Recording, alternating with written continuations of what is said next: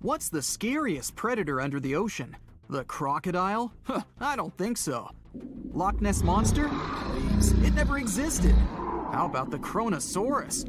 Well, it is extinct, but you might be onto something. Let's take a look at what it'd be like if these creatures were still around today. First things first, what on earth was it? The Kronosaurus was a marine carnivore that lived in the cool, high-latitude Eromanga Sea. It covered vast areas of inland Australia between 90 and 120 million years ago, during the early Cretaceous period. Near-complete fossils of the creature were also found near Colombia, which is a country that has a noted connection to prehistoric reptiles and turtles. This fact makes it extremely possible that the monster I'm about to describe existed worldwide. You might have heard saurus and thought, oh, it's a dinosaur. But these were actually reptiles. They were the largest member of the Plesiosauridae family, referred to as plesiosaurs. Fossil evidence suggests they weighed over 20,000 pounds and were roughly 30 feet in length. Just to put that in perspective, the longest crocodile ever measured was a saltwater crocodile by the name of Lolong from the Philippines. It was 20 feet in length and weighed just under 2,500 pounds. And that's still 10 feet shorter and incredibly lighter than the average Kronosaurus, making the crocodile seem like nothing more than a glorified goldfish in comparison. Despite its terrifying length, the most physically daunting feature of the Kronosaurus was its head. Its skull was about 8 feet long, which was actually proportionally large given the size of its body length. Anything that was unfortunate enough to end up inside the Kronosaurus's mouth may have been given false hope. After all, the teeth of the beast weren't actually that sharp. On second thought, I take that back. I wouldn't feel confident around a toothless snake, let alone being inside the mouth of this monster. But it's true that the Kronosaurus's teeth weren't sharp, especially when compared to other carnivorous reptiles, such as crocodiles and alligators. The teeth of this prehistoric sea creature were instead conical. This means that they were cone-like in shape. Unfortunately, this lack of sharpness didn't make them less dangerous. The teeth were enormous and could be up to 12 inches long from the crown tips to the bottom of the roots. This obviously meant that the Kronosaurus had an extremely powerful bite. It was estimated to be up to 30,000 newtons, which is almost twice as powerful as the bite of a large saltwater crocodile. Because of the bluntness of their teeth, they weren't suited for twisting their prey once in their grasp, but the size and shape of the teeth made them perfect for simple open and shut biting. They would have had no problem crushing hard objects such as the toughest of shells any sea turtle could offer. Just like crocodiles, the Kronosaurus is believed to have had a short neck. This may have been an adaptation to allow the beast to successfully catch small evasive animals. Their body, in general, was fusiform and streamlined. This means it was narrowed at both ends and had very little resistance to the flow of water. The Kronosaurus was also equipped with 4 paddle-like limbs. The hind limbs were larger than the front ones. They could span approximately 7 feet in diameter. All in all, this set the Kronosaurus up to effortlessly propel itself through the waters and be an ultimate predator. Predator X, if you will? That's the name that was given to the fossil of a creature discovered near Svalbard, a Norwegian island group, in 2009. The fossil was identified as a 50-foot-long, 100,000-pound monster with a bite force of 33,000 pounds per square inch. This might be the highest bite force of any known animal. Although Predator X is yet to be classified as any specific type of animal, it was definitely a plesiosaur like the Kronosaurus. And even if it wasn't Predator X, the Kronosaurus was still most definitely a ferocious titan when it roamed Earth's oceans. The Kronosaurus actually got its name from the Greek mythological figure of Cronus, the father of Zeus. Cronus was viewed as a titan from a generation of super powerful beings. So what was it that the Kronosaurus, this terrifying monster, actually feasted on to satisfy its appetite? This creature was known to eat sea turtles, squid, and other larger marine reptiles of that time, such as elasmosaurids and ichthyosaurs. This suggests that if crocodiles existed in the realms of the Kronosaurus, they too might have turned into lunch for the beast. There's evidence from the fossil remains of the Kronosaurus that suggests that they also feasted on sharks, which I know is a disappointment to those of you who view that beast as the king of the ocean. Not when the Kronosaurus was around, my friend. In any case, grounding all kinds of food into small pieces to help digest them would have been difficult without small teeth. This explains the presence of rounded stones found in many of the remains of these sea creatures. Researchers believe these stones may have been swallowed to control buoyancy or to help process food.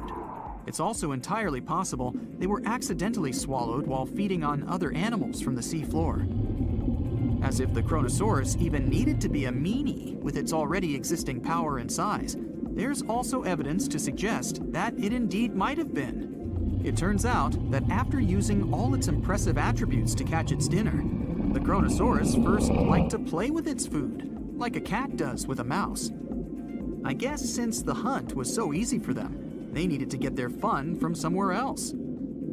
Well, I think now you should have a good idea about these creatures. So let's ask ourselves what it would be like if they were still around today. And by the way, why aren't they? Well, the Kronosaurus was completely finished off by the same KT meteor that took out the dinosaurs 66 million years ago. But even before this catastrophic event, they were coming under increased pressure from an even bigger and more vicious family of carnivorous marine reptiles known as mosasaurs. You can't always be a top dog, I guess, or rather, top marine reptile. But what if this never happened, and they were still roaming Earth? Well, this might be obvious, but can you imagine what kind of impact that would have on sea tourism? Based on the impact that famous movies about sharks and killer whales had, what do you think the presence of a Kronosaurus in the ocean would do to beaches? The very creature that would eat sharks and whales for breakfast. Beaches would certainly become a great place to go for a quiet walk, because nobody else would even be there. And what about such activities as boating, surfing, and scuba diving? You think anyone would dare try them, knowing that this 30-foot beast could be lurking beneath them? Let's give humans some credit and assume most of them wouldn't. This would cripple the global sea tourism industry, which is responsible for earning roughly $143 billion every year. Just to make sure this shocking point hits home, the most expensive yacht to ever roam the ocean was called the History Supreme. Its master bedroom was believed to have a statue made of T-Rex's bone and a wall made of meteorite rocks, as well as a 24-karat gold panoramic wall aquarium. Anyway, this yacht was worth nearly $5 billion, meaning you could buy 38 of them with the money lost in potential damages to sea tourism caused by the Kronosaurus. I'm sure that the yacht's owner was happy the beast never made an appearance in their luxurious aquarium. So luxurious, in fact, that some people believe the History Supreme, reportedly owned by some business genius from Malaysia, never even existed. Rumor has it that it was simply an elaborate hoax fabricated by the supposed designer. Anyway, I don't think the trouble would just stop there. People could actually be in serious danger, regardless of being near the ocean or not. No, I'm not about to tell you that this thing would grow legs, adapt to living on land, and start picking us off one by one. At least, I hope not. I'm just going to point out the damage that the Kronosaurus would inflict through its devastating impact on sea trade. In America, ocean transit accounts for 76% of national trade. On top of this, more than 100 vital pharmaceutical products originate in the sea. I'll also state the obvious and point out that the ocean is a huge food source for us humans. The presence of the Kronosaurus could have a great impact on our relationship with the ocean, something we usually take for granted.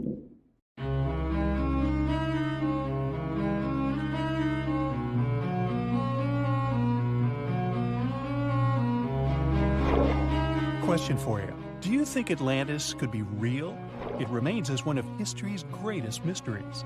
The legend began with Plato, all the way back in ancient Greece. The tale of a civilization that formed and prospered before our own. Atlantis was supposedly a highly technological society, much like the Mayans. But, as the legend says, due to the people's greed, they were punished by a flood that destroyed and submerged their cities. Different theories try to guess Atlantis' location. Some say it was in the Mediterranean Sea. Some say it's beneath the Bermuda Triangle. But as science has shown us, Atlantis may be only an allegory for humankind.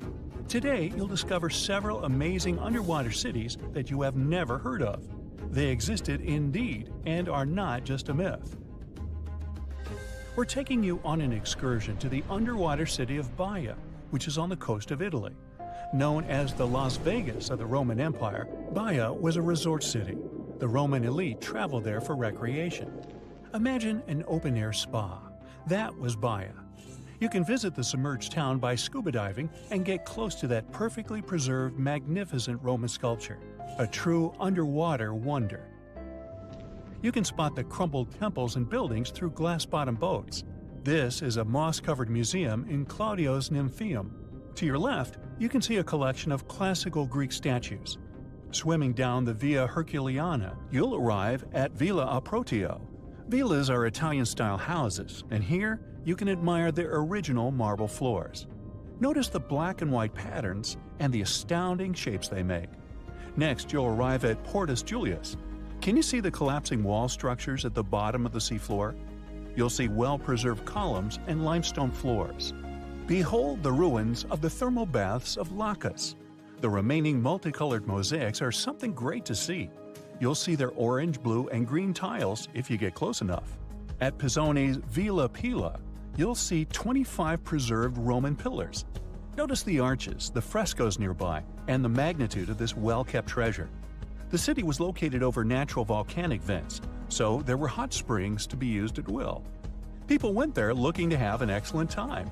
And when I say people, I mean some of the great Roman emperors we learned about in school: Nero, Cicero, Caesar. But around the 8th century, the city was sacked and the luxurious town was abandoned. Slowly, the water level rose and the city started to drown. You are on a summer vacation off the coast of Greece, 4 hours outside of Athens in the Peloponnese Peninsula on Pavlo Petri. You dust off your snorkel and head for a free dive on a bright sunny day. Sometime into the dive, you start noticing patterns on the seabed. 13 feet below the surface, the outline of familiar objects starts to appear, one by one. As you continue swimming, what looks like the outline of an entire city emerges before your eyes. You wonder, how could water have taken the whole city? Rocks are perfectly aligned into what appears to be the foundation of a building. Nicholas Fleming, a British oceanographer on vacation in Greece, was the person that discovered Pavlo Petri. He was documenting the seafloor artifacts.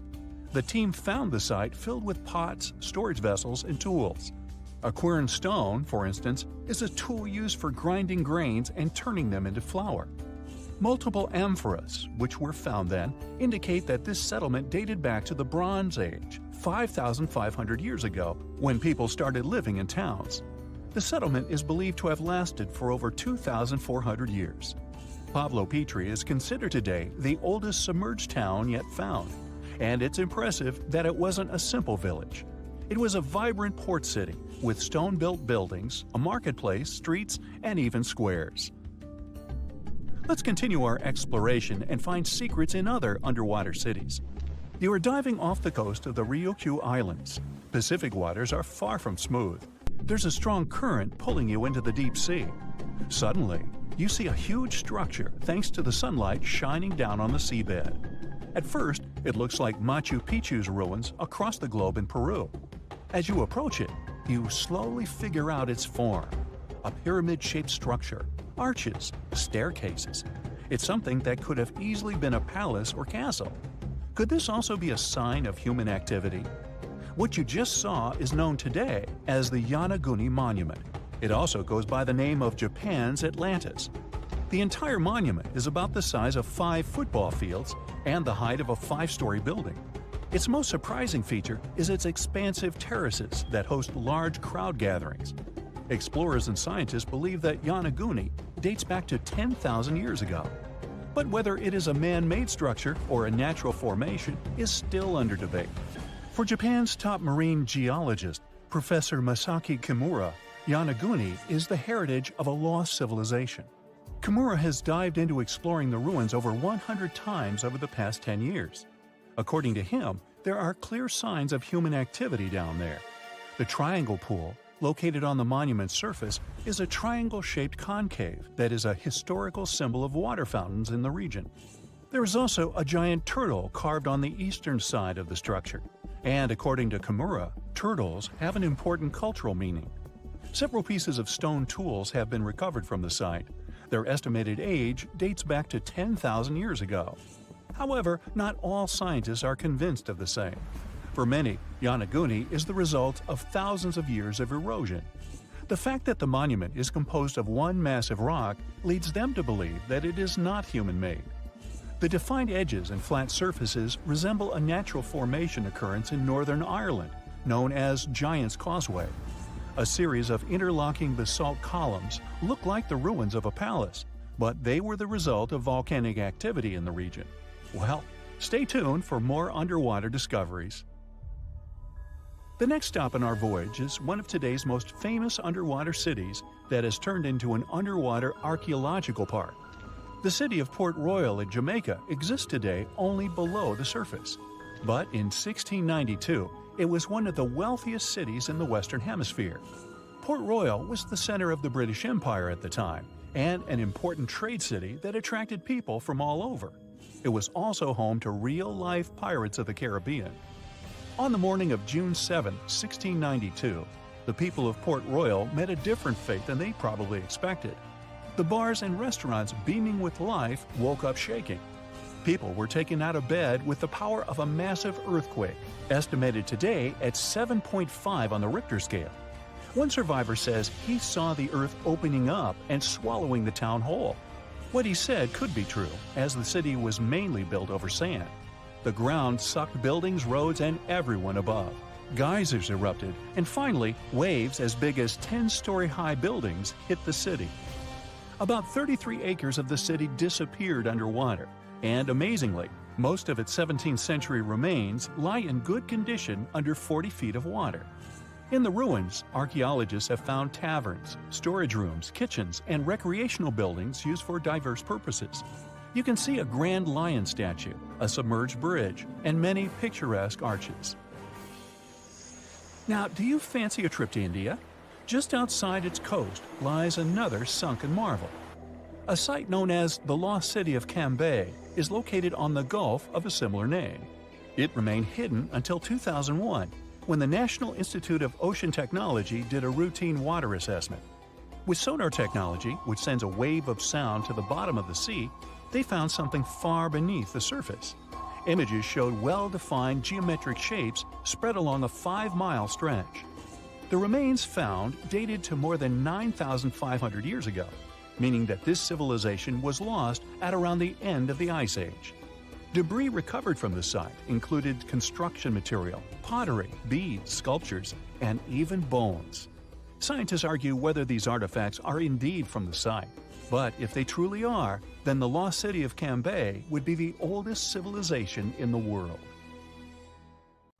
It's one of the most intriguing locations in the world. Covered in darkness and miles underwater, this extreme environment is home to some unusual creatures and phenomena. It's called the Mariana Trench, and it's the deepest oceanic trench on Earth. No wonder it's been so difficult to explore. Because of the risky conditions, people aren't able to explore this location without proper equipment. But what would happen if we threw a steel ball down there? Let's start with some basics. How did they first discover this enormously deep hole in the ocean? HMS Challenger identified it back in 1875. The ship had some pretty fancy sounding equipment for its time, but it wasn't nearly good enough to be able to fully explore the trench. Some decades later, in 1951, another ship, the HMS Challenger II, came back to the location better equipped. The vessel featured an echo sounder and was able to take accurate measurements of what seemed to be the deepest point on the surface of our planet. If you were to look at it in 2D, you'd see the trench measures 1,500 miles in length and 43 miles in width on average. It also looks sort of like a crescent-shaped scar when you observe it from above. Nothing out of the ordinary so far, right? Well, if you were to stretch a wire from the surface of the ocean to the trench's deepest point, it would measure a staggering 7 miles. If we were able to physically move Mount Everest, which is the Earth's tallest mountain, to cover the Mariana Trench, it still wouldn't be enough, falling short by about a mile. Because the Mariana Trench is so deep, it's almost completely covered in darkness, as light can barely get through to such extreme distances underwater. The temperature isn't any friendlier either, just a few degrees above freezing. But the most dangerous feature of them all is the water pressure. Right at the deepest point of the trench, the amount of pressure is about 1,000 times higher than the standard atmospheric pressure. Not a lot of people ever attempted to descend into the Mariana Trench. In fact, the first organized attempt took place more than 60 years ago. It was done by Jacques Piccard and Don Walsh in a submersible.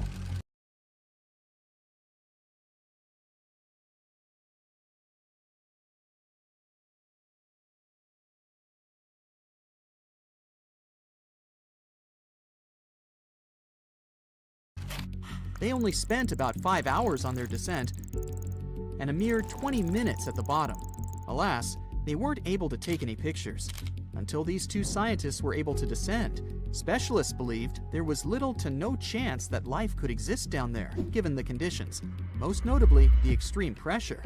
But while at the bottom, the submersible's floodlight caught sight of a creature.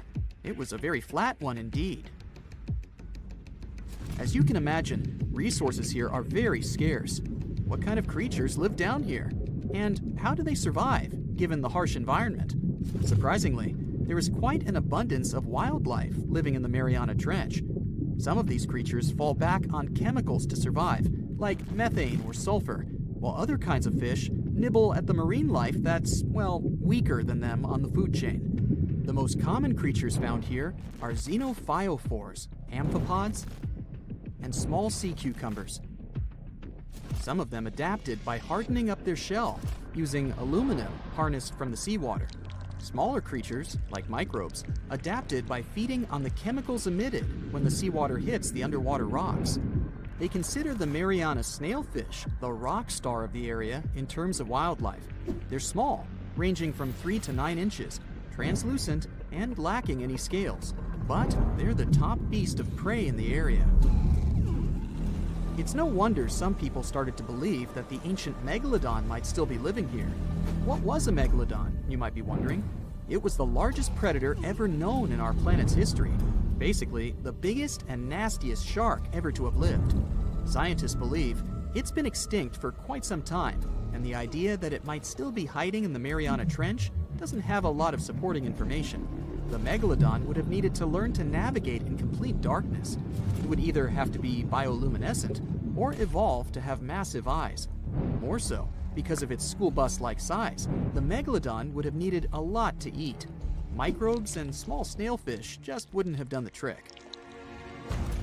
If a steel ball were to be dropped in the trench, what would be its effect on it? Would the ball be strong enough to sustain such pressure? Let's look at the science here.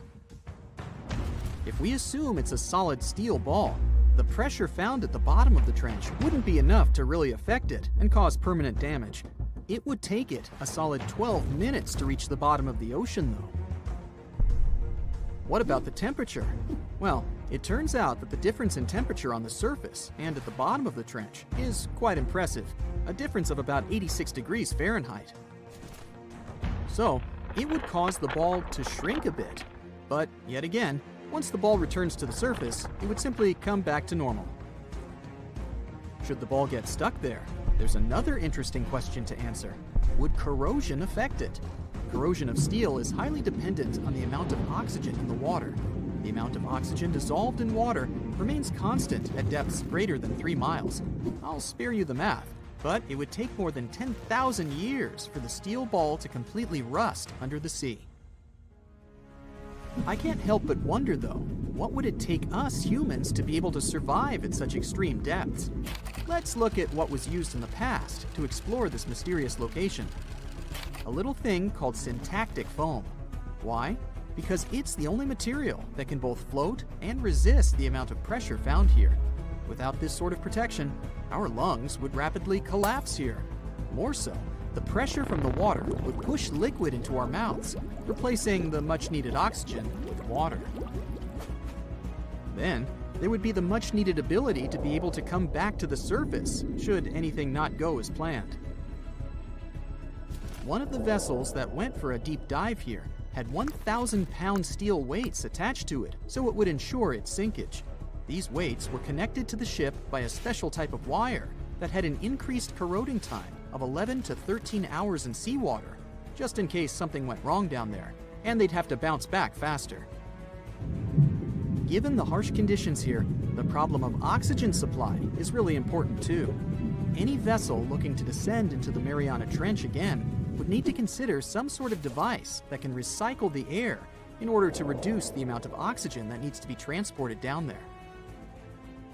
And the last, but definitely not the least of all problems, would be electricity. There surely isn't a power socket down there for you to charge your phone.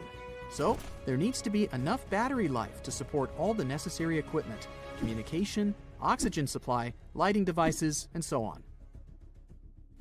None of these problems seem to be quite the challenge anymore, since, as of recently, you can buy a tour of the Mariana Trench. 3 lucky individuals were part of such a project back in 2020. They were submerged in a 3.5-inch thick titanium sphere. This ensured that they didn't feel any pressure changes and physiological stresses whatsoever. Each of the guests took part in an individual trip that had an estimated length of about 14 hours. The descent itself took over 4 hours. Once they reached the bottom, they got the chance to witness some of the most extraordinary creatures on the planet. Then it was time to start the 4-hour ascent back to the surface. The deeper you go, the creepier they get. You're about to travel to the darkest ocean depths and check whether this claim is true. Are the creatures living there as scary as people think? You go 120 feet down underwater. Pay close attention to the bottom under your flippers. Oh my, what's that terrifying face half hidden in the sand? That's the northern stargazer. You can meet this fish in the eastern United States. It buries itself in the sand until unsuspecting prey gets near. Then, the nightmarish creature electrically shocks the poor animal and dines on it. You are moving deeper to 240 feet under the surface. That's where you spot a colorful, puffy creature, no more than 1 foot long. It's the sarcastic fringehead. At first, the fish seems to be harmless. Only unless it's provoked. When this animal is agitated, it opens its huge mouth to fend off predators. This defense tactic is a sight to behold, both surprising and frightening. Luckily, the fish is no threat to people whatsoever. The creature you see next can comfortably live in shallow waters, but you meet it at a depth of 900 feet. You don't even need to wonder why the animal's called the Game of Thrones brittle star. Unlike starfish that slowly crawl across the seabed, this creature moves fast. It wriggles its long, flexible arms to get from point A to point B.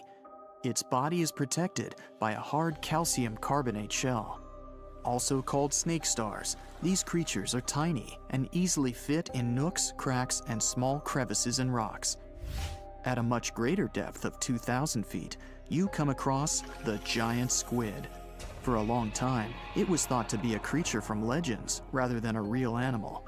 The giant squid was first caught on camera in 2001, and it's exactly as big as its name implies.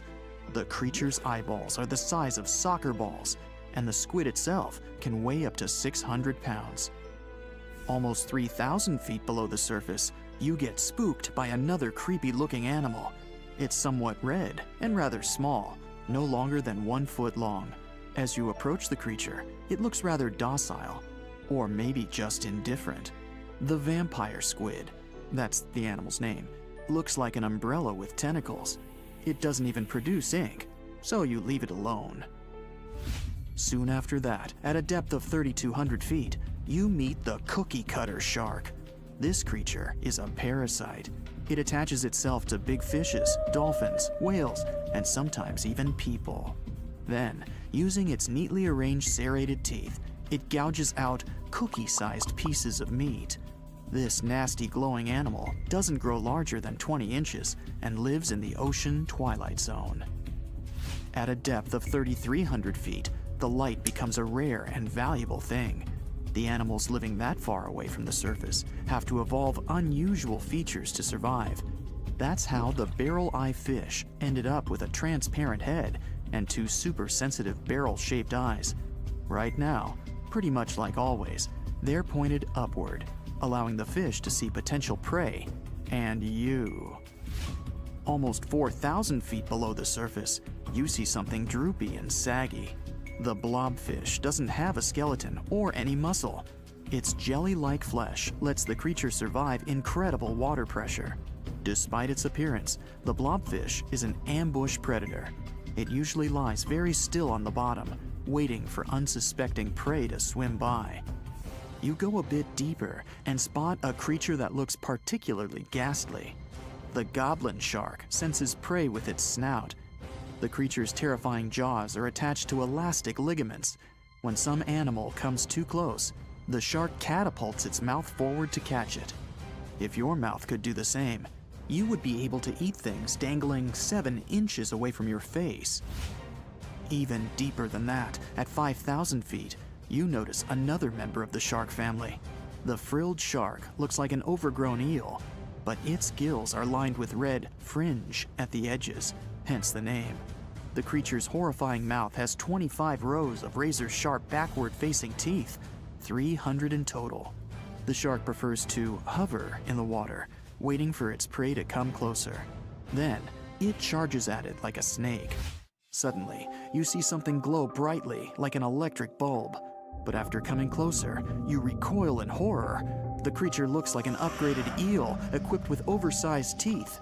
That's the deep-sea dragonfish that can live at a depth of 6,000 feet. Chemical processes going on inside the fish's body produce an eerie red glow. This glow is used to communicate with other fish. At the same depth, you meet another deep-sea inhabitant. Its most prominent feature is its huge mouth. Thanks to it, the gulper eel can swallow its prey whole. Its stomach can expand to a terrifying size when it needs to fit something large. At a depth of 6,600 feet, you come across an angry-looking creature with a fishing rod over its head. It's the deep-sea anglerfish. The animal has an unusual dorsal spine, even though it's worn only by females. It protrudes above their mouth and has a lure on its tip, some luminous flesh that baits prey. The anglerfish has such a big mouth and its body is so pliable that it can swallow animals twice its own size. You're 7,000 feet down when you see another fish that's glowing in the dark. The black dragonfish is a sly creature. It has its light-producing organs arranged along its belly. The spooky creature also has gleaming flashlights next to its eyes. They help the animal find prey and attract potential mates. At the same depth, you also spot an enormous pill bug. But unlike the critter you can find in your garden, this one is at least 20 inches long. That's the giant isopod, and it is, indeed, related to the roly-poly, as well as crabs and shrimps. These creatures may look somewhat scary, but they're harmless. They feast on other deep-sea animals only after those have passed away. At a depth of 13,000 feet, you notice the ocean floor has become a bit fluffy. That's because it's covered with zombie worms. These creatures rarely grow to be more than 2 inches long, and still, they can break down fairly large animals, so strong the acid they produce is. The worms' feathery appearance makes them look like plants, but the truth is, these creatures munch on rock-hard bones of the world's largest animals, such as whales. The grid-eye fish almost scares you out of your mind soon after that. This creature has a pair of large greenish oval plates on the top of its head and no eyes whatsoever. Experts believe that these bony membranes detect light coming from predators, saving the fish's life. You're now 3 miles down below the surface, and that's where you spot something bizarre on the bottom. It's definitely a fish, but it's standing on the ocean floor on 3 long, rigid legs. Ah, it's the tripod fish. Curious rather than scary. This creature has adapted to the almost complete darkness by giving up on its vision. It has to rely on vibration and touch to sense prey. And then, the fish uses its fins as hands to transport food directly into its mouth. You don't have time to go any deeper before you spot the faceless fish. This slightly off-putting creature has no eyes, and its mouth, smiling a Mona Lisa smile, is underneath its body. For the first time, the faceless cusk, which is the creature's official name, was seen more than a century ago. The next time it happened was only in 2017. Once you've reached a depth of 6 miles below the surface, you see deep-sea cucumbers. These bizarre creatures are much bigger than their shallow water relatives. They spend most of their time on the sea floor. But if they need to escape predators, they are able to swim away. Deep-sea cucumbers have bright purplish coloring, tiny feet, and tentacles that surround their mouths. Cute. The question is, why do these deep-sea creatures look so scary? Life is very different there, at the bottom. Tremendous water pressure, a lack of food, and constant darkness. You have to adapt to survive in such extreme conditions. Can you swim? Good. Because you're going on a journey to the deepest point of the Pacific Ocean. Now, put on your flippers. The very bottom of the Mariana Trench is awaiting. Now, get in the water. Really, come on. All right. 1 foot underwater. That's the depth you can swim with no special gear like a mask. Hey, look, must be some tourists. Or whales. 10 feet underwater. That's a little deeper than the public pools and beaches around the United States. You can see colorful fish and even phytoplankton that feed on the sun's rays. 26 feet down. This is the depth at which the foundations of the floating city of Venice in Italy stand. Builders laid columns at that depth on which they later built houses and streets. 30 feet underwater. You start to feel a lot of pressure. When you're on the surface, you're under atmospheric pressure, 15 pounds per square inch. But here, at 30 feet, that pressure is doubled. All the air pockets in your body, like your lungs or ears, begin to compress from this pressure, giving you discomfort. But no worries, your organs are soft and elastic, so you can keep diving. 40 feet underwater. Oops, you're running out of air. An average person can hold their breath for 30 to 90 seconds. The current record is an incredible 24 minutes and 37 seconds. Gasp. Okay, you'll need some diving equipment to continue your descent. There you go. Thank you very much. Tourists dive to this depth to look at reefs and corals. You don't need special skills for that, but you can't dive any deeper without training or a license. 45 feet down. Be careful. There's sharks swimming here looking for food, like you. Sometimes tourists descend to this depth in a safe cage to see the sharks up close. You're better off staying away from these predators and not attracting their attention. So make sure you're not wearing any bright and shiny jewelry. Sharks love that kind of thing. 62 feet underwater. You could see the Aquarius Reef Base Lab in Florida at this depth, if you were in Florida. It's really an entire building with rooms for exploring the seafloor, accessible through a hatch. 105 feet down. You see a strange bell hanging from a chain. People used to use these things for deep diving about 400 years ago. They'd lower a bell on chains with divers inside from a ship. There was enough air inside the bell for them to breathe. That way, they could explore sunken ships with treasures. 140 feet. At this depth, you could find an entire sunken city in Qianda Lake, China. You can still see streets, houses, and temples there. 330 feet. Whoa! You almost hit a huge blue whale. How could you miss it? These guys, the size of 2 train cars, usually dive to that depth. Shh! Let's listen to them sing for a while. It's beautiful. Now, let's keep going.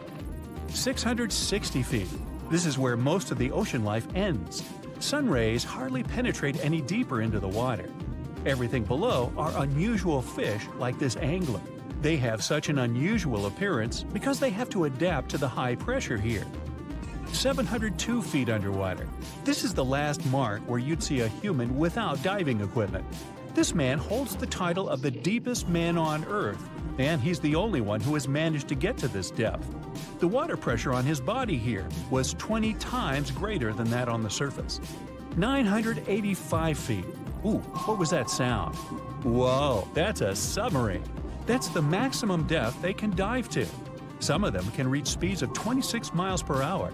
Fun fact, an ostrich can run twice as fast, but she can't swim. 1,090 feet. Say bye to this scuba diver. You won't see them any deeper than this. The world record was set in the Red Sea. It only took the diver 12 minutes to reach this depth, but it took him a whole 15 hours to return to the surface to avoid decompression sickness. So now you get an atmospheric deep diving suit. It's completely sealed, and you won't feel the insane water pressure on your body in it. 1,454 feet. If you stuck the Empire State Building in the water, its tip would be here, and all the carpet inside of it would be wet. 2,300 feet down. The water pressure here is 70 times greater than on the surface. The flexible plastic parts of your suit can't withstand that kind of pressure. So here's some urgent delivery. It's an ultra-deep submersible. Now you can continue your dive all the way down. 2,717 feet. Here you'd see the tip of the tallest building on Earth, the Burj Khalifa. All right, who's sinking all the tall buildings around here?